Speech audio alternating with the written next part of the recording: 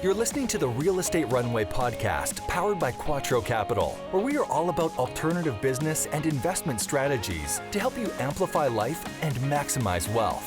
Here's your host, the recovering engineer turned multifamily investor, Chad Sutton. All right, Real Estate Runway family. Today we have a QUATTRO Roundtable edition. Kim, Wendland, and I are going to speak about our economic perspectives, just what's going on in the world today, what is economic long COVID, and where's the real estate market going? So let's get right into the show. But before we do, if you get any value out of this show, please like us on YouTube and leave us a 5-star review here at Real Estate Runway on Apple Podcasts. Leave us a thoughtful comment. That is the way we reach more people just like you. So we appreciate you for that. We read every single one of them and love everyone that we've had. And if you want to apply to be on the show, please visit us at thequattroway.com/podcast. If you'd like to email us, request a topic, say hello, podcast at thequattroway.com. And folks, we are on all the social medias. We even have a TikTok now. Real Estate Runway is on TikTok, and Team QUATTRO Capital, one word, no special characters, on LinkedIn, Instagram, Facebook, all the places. So we'll see you there. Let's get right into the show. All right. Real Estate Runway family, welcome to another episode of the Real Estate Runway podcast, QUATTRO Roundtable edition. I'm joined today with the magnificent Kim Wendland over from Asset Management, and honestly, one of the economic brains of QUATTRO Capital. Kim, welcome back to the show. How are you today? Oh, love it, man. I love your show, our show, and I love what's going on here. I tell you what, the sky is blue, the weather is warm, spring is here. I'm so excited about it. Yes, my sky is blue also, but it is 58 degrees and the wind is blowing. So I don't know how that happened in Tennessee today, but here we are. Spring's on its way. It's blowing in. It is. Well, folks, and by the way, as we're getting into this, I'm going to tell you that I live with little bioterrorists in my home. Why do I say that? I have young children, and Kim is seeing me on the first day post about a week of the stomach flu. So if any of you know what that is, anything coming out of the daycare world is the most rancid thing you've ever seen. So pray for me. If you have bioterrorists, I pray for you. They live in your home and they get you when you least expect it. So I'm back in action. Happy to be here today. But today, we're going to get into some interesting economic discussions on just what one of our favorite economists has a great analogy into how we actually got in the situation that we are. We can talk about the Fed trying to induce a recession and why they think that is, but then we can look at the more practical aspect of what this analogy on the current economy really is and really means. And then maybe take it, we'll go into, folks, where are we going from here? What do we expect in real estate? And Kim's going to help me do that because she is just as much, if not more, of an economic nerd than I am. So how's that sound, Kim? I love the conversation. Sounds great. All right, let's take it back to one of our favorite economists, Dr. Peter Linman, and he recently published his quarterly Linman letter. And he's been talking about this concept of economic long COVID. I think you give one of the best explanations of this. So I'd love to just tee it up there. And what is that concept and why does it matter with where we are today? I love his analogy. And like you, I'm a Peter Linman fan, probably too much. But I hear the wisdom of his words echoing through all of the economic conversations, which I think is why we gravitate to it. But when you think about what people were suffering with COVID, it wasn't like the symptoms ended for everyone just because you didn't test negative, because you didn't test positive for COVID anymore. A lot of people, over a third, had these lingering effects that eventually got better for most, but not always and not real quickly. And it took a long time, sometimes months, sometimes years. For me, it was a year. For my husband, he still doesn't have his smell and taste back. When you think about human bodies and how complex they are when they go through trauma, some things work better than others coming back through it. But economically, we have a complex, super complex economy, and some things thrived at different times than other. You saw it in the tech market. Good grief. So having spent 30 years in the technology world, when we were in the middle of the shutdown, it was so amazing to see that 20 plus years of effort we had all put into something all of a sudden be like mission critical for every little kid trying to go to school. And it was phenomenal to see business be able to continue in many cases with some pretty positive continuity. So technology came to the forefront. Travel was a disaster, right? Nobody was going to go anywhere. Hospitality, same thing. But now they're reverse. People are wanting to travel, they're wanting to go, they're wanting to get, and the additional staff required to do all that technology has waned a little bit. So there were layoffs, but not below their pre-COVID norms.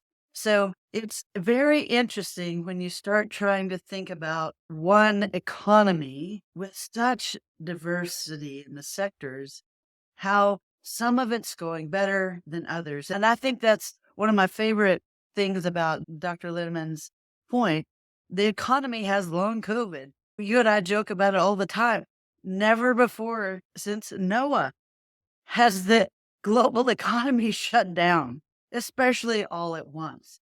So, of course, it's been a stutter start getting it back going.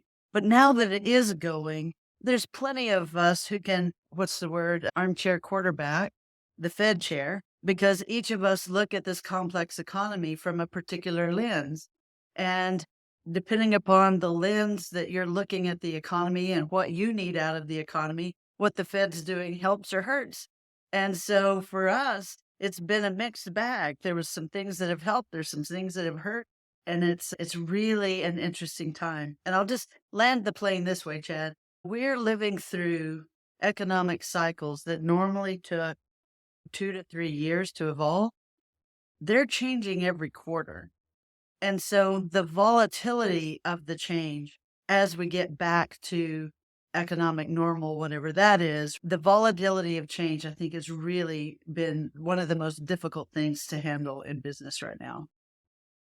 Yeah, I would agree with that. And folks, going back to we just shut down the economy 3 years ago for the first time since Noah's Ark, and we're still talking about it. Why are we still talking about it? Well, that's a monumental thing. Think about what I just said. We shut the world down 3 years ago. It's not been that long ago, and we've been dealing with the repercussions of it ever since. What are those repercussions? Well, in 2020, we had mass layoffs, we had government stimulus, and so we printed a lot of money. We were just trying to keep food on the table so that we could all stay at home and get past the pandemic. Then we get back to work a little bit in 2021 and most of the bit in 2022. And all of a sudden, we had this thing called inflation everyone was talking about. Who's tired of that word? I mean, inflation, right? We haven't Who talked started about. paying inflationary Yes. prices? We hadn't, I mean, inflation was always this 2% thing we've dealt with, and now eggs cost $7. It's ridiculous. When you think about it, what is the lasting or the economic long COVID symptom? The cause was we shut down supply chain, we pumped a lot of money. The effect was, in simple terms, all of a sudden we don't have enough things to buy because we shut down supply chain for a certain time.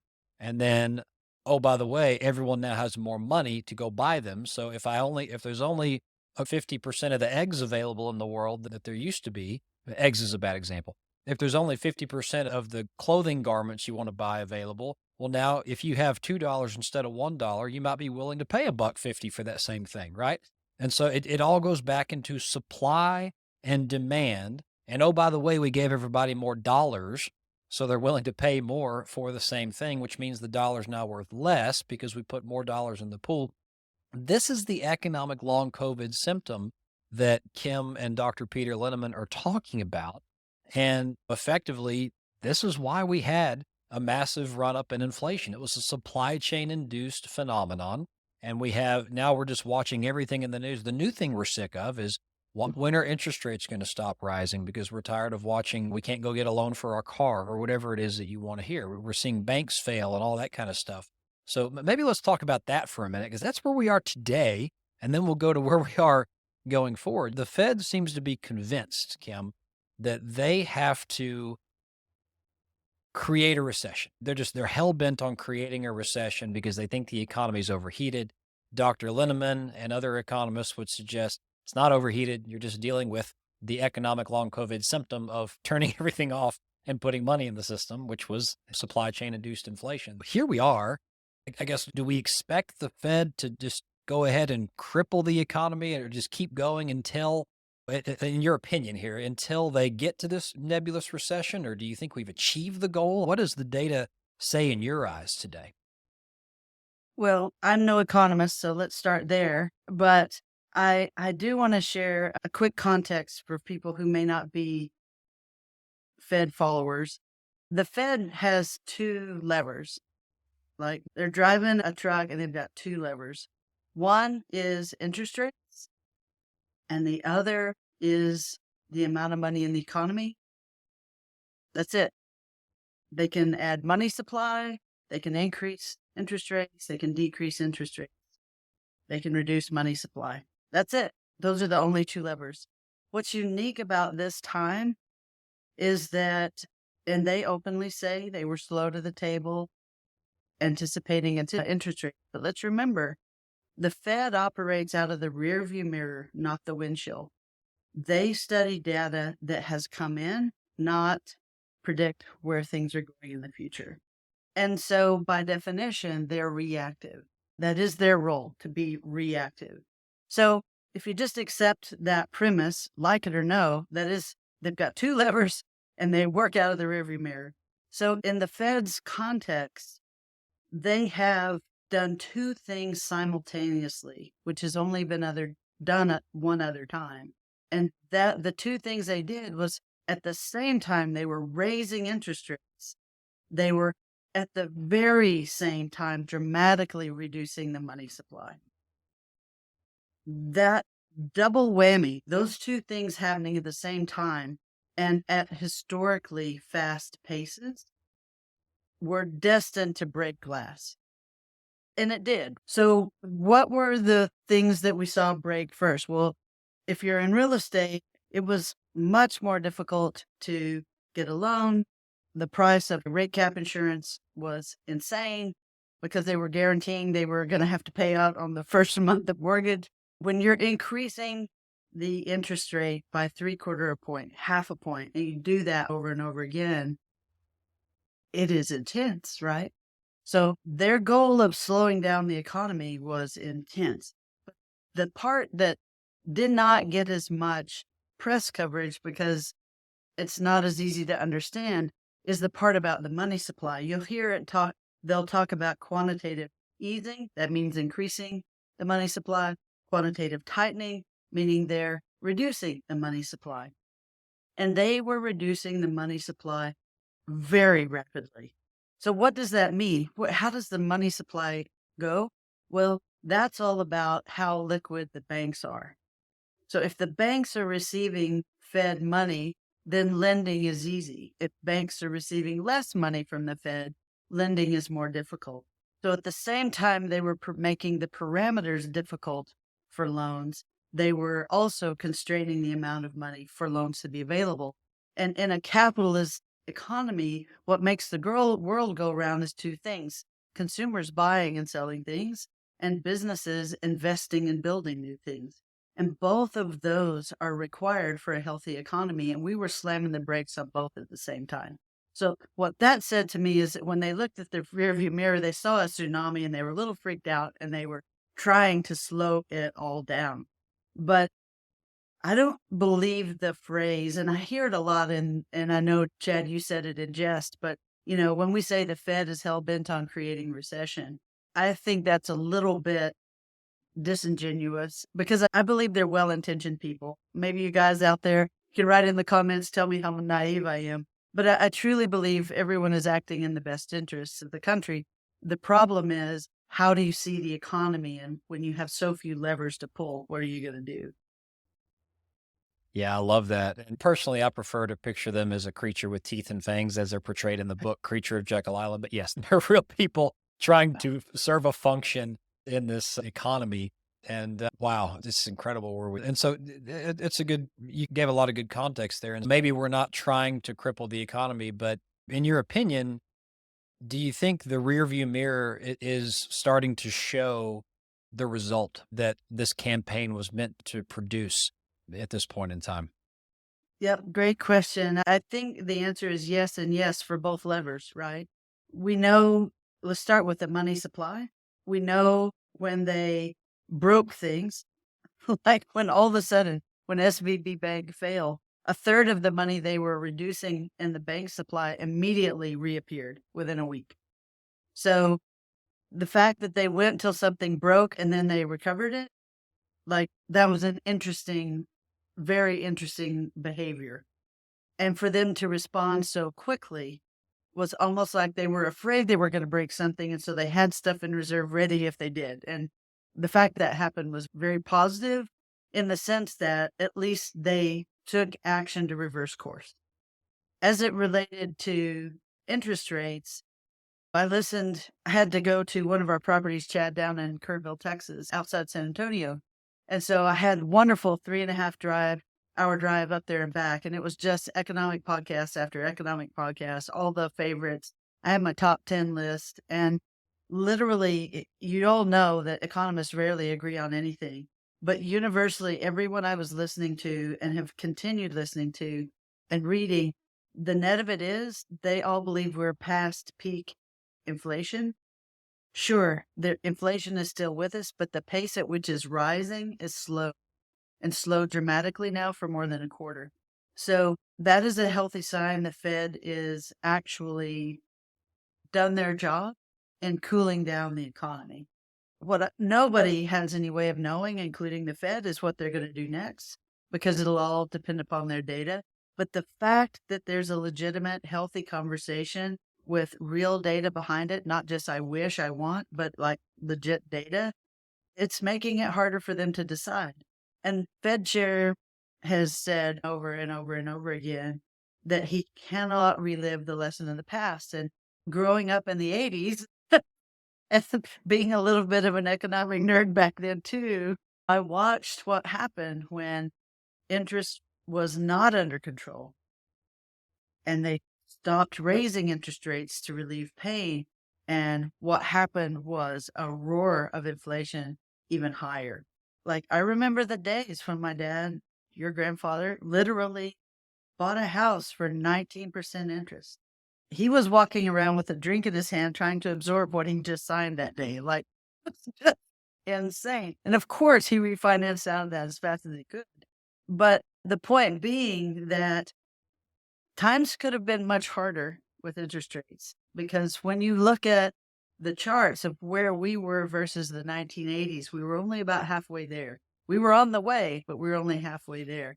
So I was grateful, having lived through that time, I was really grateful that they were taking action. And I was super grateful they took action when they realized they were breaking things.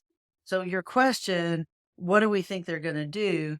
I think they're still going to be reactive out of their abundance of over caution. Like abundance of caution is good. They probably have a little much.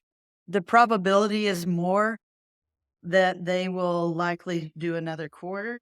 Who knows after that? It'll depend on the data. But here's what I do know, Chad. What we're living right now in fluctuating interest rates, inflationary times, and recession, probabilities of recession. In all three of those scenarios, what is like the number one investment to be in? It's real estate. And why is that? Well, it's because the value of your money that's in that investment is an appreciating asset. When inflation is high and wages are growing high, that means rent rises. And it has been for a long time. In addition, you have the actual appreciating value of the property. Sure, cap rates are wobbling, but if you're in value add projects that were already under market, you still have plenty of headroom to come up.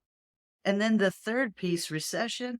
Well, when everything else is falling apart economically, people still need what? Your favorite saying, air, Food, water, shelter. shelter. Exactly. And I think you stepped on that. Say it again. Food, water, shelter. 3 basic needs of every human.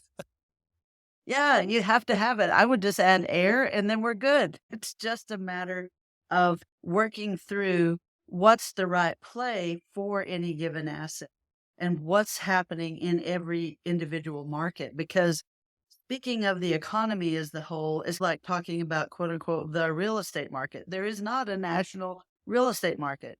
There are individual markets that are dealing with their own local economies and their own supply and demand areas. And that's where real estate is a really interesting game.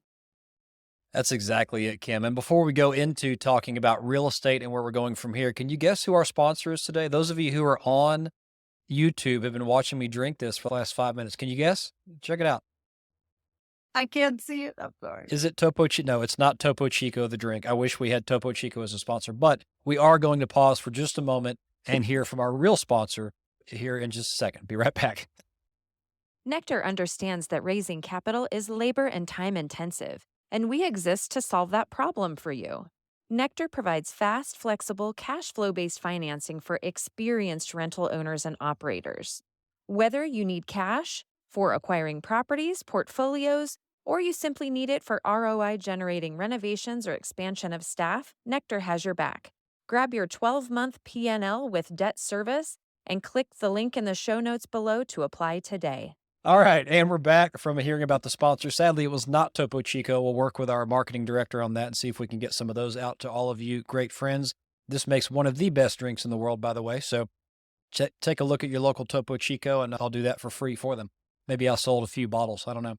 Anyway, coming back into the show, we've just finished talking about where we are in the economic process here, what we've been feeling, what got us here, and how we've been feeling some economic cycles that usually take years and quarters, which is very interesting.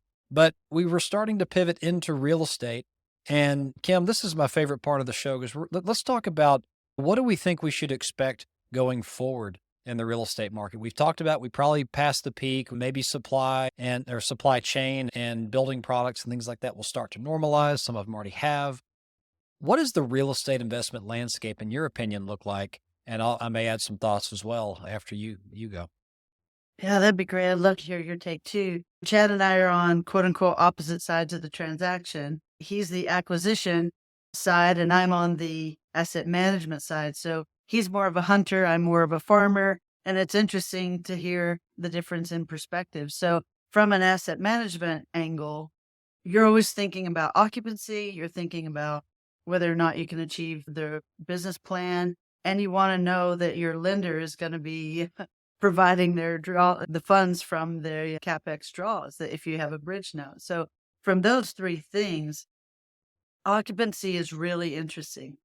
As many builders came out swinging in 2020, and there was a lot of growth in that space, especially through 2021. In 2022, it began to get really hard for them based on the interest rate challenges and the money supply problems. It was tough. But in certain key markets, they built a lot where I used to live in Austin area, for example, for over 20 years. And everywhere I went, another 3-4 apartment complexes on every street. Literally, I'm not overstating the case. Same in Charlotte, North Carolina. And why were they doing that? They were doing that because there is a massive supply and demand imbalance. There is way more demand for housing than is in either of those cities. So the question becomes how quickly in those markets, how quickly can you absorb that new inventory?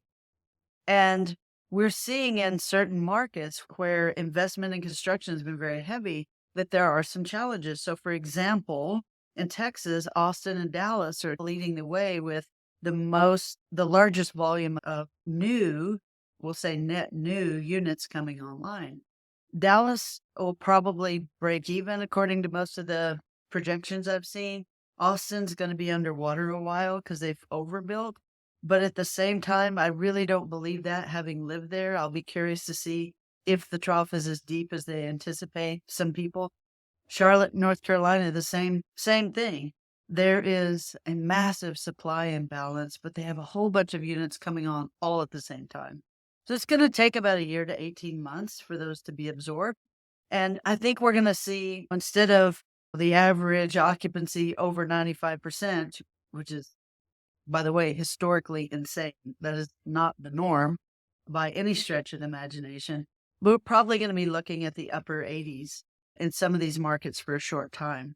But there's other markets, Chad, like some of them that we're in, like Houston. Even though they've been building a lot, there's still so much demand there, so much influx of people and work that it's going to be the opposite problem. They probably need to build more. And even we love this market, Alabama, Huntsville, Alabama. Even in that amazing market where they built a whole lot all of a sudden, and by the way, they needed to. There was not enough housing there. Even though that's happened, it's going to be difficult, and they're already in the upper 80s on occupancy.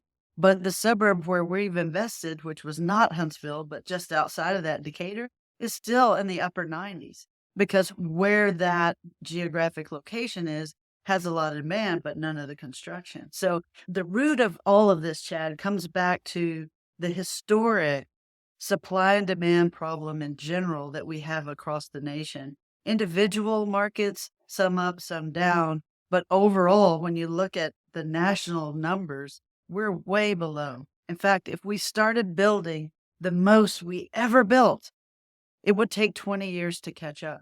So I'm not concerned about the volatility. I'm just watching quicker to see how quickly that net absorption can have. Because when you need to make up for $3.3 million, not dollar, 3.3 million single family homes and over 1 million multifamily units, that gap needs to be closed because we keep growing as a population. Yeah, some incredible insights there. And to add to that, I mean, the occupancy is huge. And I think that's one where mainly driven by supply showing up that you mentioned. A lot of it was started in 2020. It's showing up. It usually takes about 2 to 3 years to deliver. Well, here we are, 2023. And the interesting thing is, yeah, we're seeing occupancy down in some areas. And look, the national average, it's moved. I'm not going to lie to you, it's decreased 96.2% to 94.8%. Okay, so we haven't had that crisis. Well, it's still a great number, y'all. And it's in some of these markets, yes, temporarily you'll see it in the 80s, but that's a sign of strength because the question is now how quickly are they going to absorb that and get right back up? And that really only affects certain populations of properties, by the way. Not every property is going to feel that. In general, we think it is a fantastic time to invest. And if you have courage and capital, said by, again, Dr. Peter Linneman, since we're using his theme today, if you have courage and capital when others don't, you're going to make a buck. And let me give you a simple analogy to describe what I'm seeing in the world. If you're a home buyer and you're like, gee, I'm going to wait to buy a home today because interest rates are too high. Well, you and about 90% of the home buying world out there, right? And so guess what's happening right now? A lot of people just aren't buying homes because they think the rates are too high. And fair, I get you. But that also has created a bit of a a decrease in the sales price of homes because there's not as much demand and there's more supply. So you have two options. Today, the option is you can deal with higher interest rates and you can probably get a better price on your house you're going to buy as long as you can stomach the interest payment for a time, refinance it later. I mean, what do they say? Marry the property, date the rate or something like that. Love Marry that. the basis. If you can have an opportunity to get a little better price on a project today and just deal with a 6% loan or whatever it is, buy the property. The converse is going to be true. The converse, give it 2 years from now. Let's say interest rates normalize, they stop going up and we reach whatever our new normal is. Maybe they come down a little bit, whatever the new number is. Let's say they're 4%, whatever, something in the middle. Everyone's going to say, okay, well, that's the new rate. I'm going to go back to buying houses because I want to live my life and I just had a kid and I need another bedroom. Well, those prices are going to go right back through the roof because all of a sudden everyone's off the sideline. So I say all that to say that really exists in every sector of the real estate world today. Transaction volume is down because there's a lot of capital on the sidelines. If you can manage to put a deal together or find an investment with a sponsorship team or something like that, where you can get into an investment that is still in a good submarket, like the local economy is still doing good. The fundamentals are still doing good. Yeah, you're probably not going to get as much debt as you would like, and maybe cash flow isn't as great out of the gate, but they're probably getting a much better price, like to the tune of, if we're talking cap rate, a lot of cap rates are up 100 to 150 basis points right now. Use a little more equity and do the deal. Make the investment. Invest in that deal. Because as long as the sponsor is paying attention and smartly dealing with the debt market of today, there's a lot of good buys out there right now if they actually can agree on a contract price. So I think it's a great time to invest. I think it's harder to find deals out there right now. The fundamentals aren't the problem, Kim, as you've mentioned. No. There's, at least not in our markets, we haven't seen rents roll back. Maybe rent growth has rolled back. It's not growing at 20% organically anymore. That's 15, Chad. Yeah. I mean, I mean, we have set ourselves up with some expectations rather than saying, wow, that was a beautiful wave. Wasn't that amazing? Human nature is if you see something, you think it will always be that way. We need to acknowledge those were some beautiful, amazing waves and keep surfing, right? Like it's time to catch the next wave that'll be even better. So when we're talking about occupancy, that also makes me think about how grateful I am, Chad, that the prices of things are starting to stabilize. Back when the supply chains were super disruptive, like we were having to hoard appliances to be able to turn units and flooring and all of that stuff that was not part of an original business plan, but what you need to do to be able to accomplish the business plan. So the fact that the supply chains are normalizing, pricing is becoming more in line, that is all very good for existing projects that you have underway. And the third piece of all of that is the rent growth. And here's the number one metric you need to be watching when you're thinking about rent growth, and that is the rent to income ratio. Basically, in order to qualify to lease an apartment, you need 2.5 to 3 times the income each month that's greater than the rent. And if your market's average income hits that metric or better, you're fine there's actually no problem whatsoever. Most of the conversations that are related to income and rent challenges are in the states where you have extremely high populations and a lot of interference. For example, San Francisco, known to be one of the most expensive places on earth to live. New York City, known to be one of the most expensive places to live. And if you're living at the most expensive place to live and prices are even higher, it hurts a whole lot more. But when you're in an economy, say, like a Huntsville, where the average income to rent ratio is so good that it's so far below that there's plenty of headroom there and to have a healthy rent base, that's why we say real estate is local. It's not national. And comparing a Huntsville or a Houston, even a Houston, comparing that to a San Francisco or a New York makes no sense. They're completely different animals. That's exactly it. I think, Kim, would you say probably any stress that we have today in our portfolio, it really has nothing to do with the real estate itself. We have some lending decisions we're dealing with, but it's really got nothing to do with the real estate. The fundamentals are strong. It's good stuff. Yeah. So. It's a wonderful investment. And Chad, I know we're running out of time, but I just want to land my perspective with this. And it's my favorite Jim Rohn quote that Coach Trevor McGregor introduced me to. And it really is what we're living today. And here's the quote. It says, "The same wind blows on us all, the winds of disaster, opportunity, and change. Therefore, it is not the blowing of the wind, but the setting of the sail that will determine our direction in life." So go out there, folks, tack those sails, make the adjustments you need to do so that you accomplish your goals. You can do it. We can do it. We'll all do it together. Do you manage multiple legal entities? Is your data scattered across various unsecure systems? Is your team spending too much time on manual processes? Do you struggle to meet reporting deadlines? Simplify entity management and compliance with Entity Keeper. Entity Keeper helps easily manage entities, build and maintain complex organizational charts, and track filing deadlines, all in one secure, cloud-based platform. And with automated alerts and centralized document storage, you'll stay 2 steps ahead of compliance deadlines. Click the link in the show notes to learn more and book a demo. All right, folks, I hope you enjoyed that discussion. Just Kim and I bantering back and forth on where are we economically and just where's the real estate market going. Folks, it's a great time to invest in real estate. The fundamentals are still there. There's no tweet that can be sent to send it up and down. And you're probably going to get better pricing on your acquisition right now than you have in years past. So love it. If you got any value out of this show, we'd really love a 5-star review and thoughtful comment here at Apple Podcasts. Those ratings really help us push the show out. And we'd love to see you on social media. Real Estate Runway Podcast is on YouTube and TikTok. And Team Quattro Capital, one word, no special characters, on LinkedIn, Facebook, Instagram, you name it. Scroll down in the show notes. You'll find them right there. Until next time, this has been another episode of the Real Estate Runway Podcast. Over and out.